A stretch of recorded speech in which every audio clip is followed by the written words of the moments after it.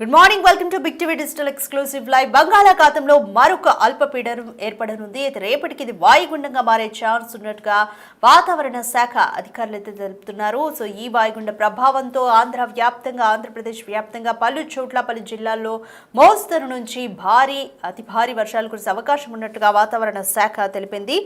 పశ్చిమ వాయువ్య దిశగా ఈ వాయుగుండం కదిలి బుధవారం నాటికి తుఫాన్గా మారుతుందని అంచనా వేస్తోంది వాతావరణ శాఖ. అయితే ఈ తుఫాన్కు సెన్యార్ అనే పేరు పెడుతోంది. అయితే సముద్రంలోనే దిశను మార్చుకునే అవకాశం ఉన్నట్లుగా వాతావరణ శాఖ తెలిపింది.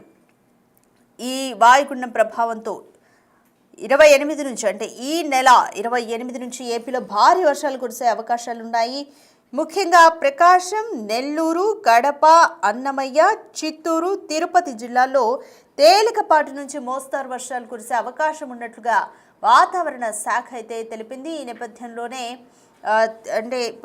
ఈ జిల్లాలో అయితే తేలికపాటి నుంచి మోస్తారు వర్షాలు కురిసే అవకాశం ఉన్నందున దానికి తగ్గట్టుగా ప్రజలు జాగ్రత్తలు తీసుకోవాలంటూ కూడా వాతావరణ శాఖ అధికారులు హెచ్చరిస్తున్నారు. బంగాళాఖాతంలో అల్పపీడనం ఏర్పడింది. రేపటికి వాయుగుండంగా మారే అవకాశం ఉంది. అయితే పశ్చిమ వాయువ్య దిశగా కదులుతోంది. ఇది బుధవారం నాటికి తుఫాన్గా మారే అవకాశం ఉన్నట్టుగా అంచనా వేస్తున్నారు వాతావరణ శాఖ అధికారులు. ఈ తుఫాన్కు సెన్యార్ అనే పేరు పెడుతున్నారు. సముద్రంలోనే ఈ వాయుగుండం దిశ మార్చుకునే అవకాశము కనిపిస్తుంది. అయితే ఈ నెల 28 నుంచి ఏపీలో భారీ వర్షాలు పడే అవకాశం ఉంది. ముఖ్యంగా ప్రకాశం, నెల్లూరు, కడప, అన్నమయ్య, చిత్తూరు, తిరుపతి జిల్లాలో మాత్రం తేలికపాటి నుంచి మోస్తారు వర్షాలు కురిసే అవకాశం ఉన్నట్లుగా వాతావరణ శాఖ అధికారులు తెలుపుతున్నారు. రైట్, దీని గురించి మోర్ డీటెయిల్స్ మా ప్రతినిధి రాజుని అడిగి తెలుసుకుందాం. రైట్ రాజు, బంగాళాఖాతంలో అల్పపీడనం ఏర్పడుతుంది. సో 28వ తారీఖు నుంచి భారీ వర్షాలు కురిసే అవకాశం ఉందని వాతావరణ శాఖ అధికారులు తెలుపుతున్నారు. సో ఏ జిల్లాల్లో ప్రభావం ఎక్కువగా ఉండబోతుంది, అధికారులు ఎటువంటి జాగ్రత్తలు తీసుకుంటున్నారు? ఈ అల్పపీడనం నిన్న ఏర్పడింది. ఇది ప్రస్తుతం పశ్చిమ వాయువ్య దిశగా కదులుతుంది. ఇంచుమించుగా రేపు ఉదయానికి ఇది వాయుగుండంగా మారే అవకాశం ఉందని భారత వాతావరణ శాఖ అధికారులు అయితే తెలియజేస్తున్నారు. ముఖ్యంగా ఈ వాయుగుండం మరింత బలపడి పశ్చిమ వాయువ్య దిశగా కదులుతూ బుధవారం నాటికి ఇది తుఫానుగా మారే అవకాశం ఉందని ఒక అంచనా వేస్తున్నారు. ఇది తుఫానుగా మారితే కనుక దీనికి సెన్యార్ అనే ఒక పేరును ఇప్పటికే నిర్ధారించినటువంటిది అయితే ఉంది.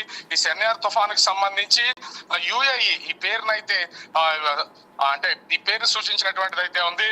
ముఖ్యంగా చూస్తే ఈ తుఫాను మొత్తం ఆంధ్రప్రదేశ్ కి సంబంధించి దక్షిణ కోస్తా, రాయలసీమ జిల్లాల్లో దీని ప్రభావం ఎక్కువగా ఉండే అవకాశం ఉందని భారత వాతావరణ కేంద్రం, విశాఖ వాతావరణ కేంద్రం అధికారులు అయితే తెలియజేస్తున్నటువంటి పరిస్థితి అయితే కనిపిస్తుంది. ముఖ్యంగా తుఫాను అంటే వాతావరణ శాఖ అధికారుల లెక్కల ప్రకారం ఈ నెల 28వ తేదీకి ఇది తుఫానుగా మారే సమయంలో తుఫానుగా మారనుంది. ఒకవేళ దిశ మార్చుకుంటే సముద్రంలోనే ఇది వేరే దిశకు వెళ్లే అవకాశం ఉందనేది తెలియజేస్తున్నారు. అందుకే ఎక్కడ తీరం దాటుతుందనే సరైన స్పాట్ ని ఇప్పటి వరకు భారత వాతావరణ కేంద్రం ఐడెంటిఫై చేయలేకపోయింది.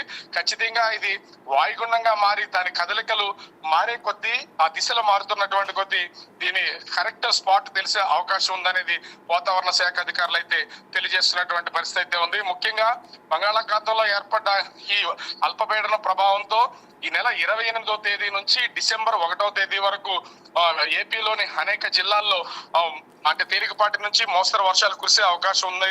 కొన్ని ప్రాంతాలకు సంబంధించి భారీ వర్షాలు కురిసే అవకాశం ఉందని వాతావరణ శాఖ అధికారులు అయితే తెలియజేస్తున్నారు. ముఖ్యంగా ఆంధ్రప్రదేశ్ కి సంబంధించి ప్రకాశం, శ్రీ పొట్టి శ్రీరాములు నెల్లూరు జిల్లా, వైఎస్ఆర్ కడప, అన్నమయ్య, చిత్తూరు, తిరుపతి జిల్లాలకు సంబంధించి అంటే దక్షిణ కోస్తా జిల్లాలు, అదేవిధంగా రాయలసీమ జిల్లాల్లో తేలికపాటి నుంచి మోస్తరు వర్షాలు, కొన్ని చోట్ల భారీ వర్షాలు కురిసే అవకాశం ఉందని వాతావరణ శాఖ అధికారులు అయితే హెచ్చరికలు జారీ చేస్తున్నటువంటిది అయితే ఉంది.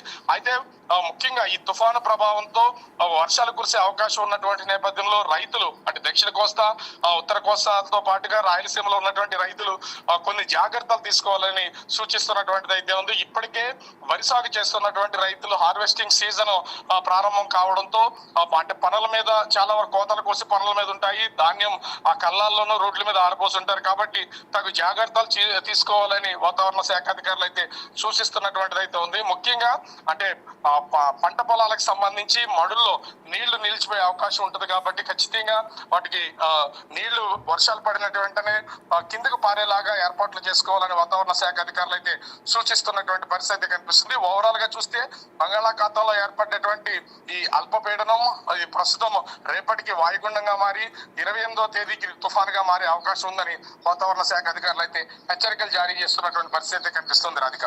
రైట్, థ్యాంక్ యూ రాజు. మొత్తానికి బంగాళాఖాతంలో ఏర్పడిన అల్పపీడనం వాయుగుండంగా మారుతుంది. రేపటికి అల్పపీడనం వాయుగుండంగా మారే ఛాన్స్ ఉంది. బుధవారం నాటికి అంటే సముద్రంలోనే పశ్చిమ దిశగా కదులుతోంది వాయుగుండం. బుధవారం నాటికి తుఫాన్గా మారే అవకాశం ఉన్నట్లుగా ఇప్పటికే అధికారులు హెచ్చరిస్తున్నారు. ఈ తుఫాన్కు సెన్యార్ అనే పేరు కూడా పెట్టారు. అయితే సముద్రంలో ఇది దిశ మార్చుకునే ఛాన్సెస్ కనిపిస్తున్నాయి. 28వ తారీఖు నుంచి నవంబర్ 28వ తారీఖు నుంచి ఏపీలో భారీ వర్షాలు పడే అవకాశం కనిపిస్తోంది.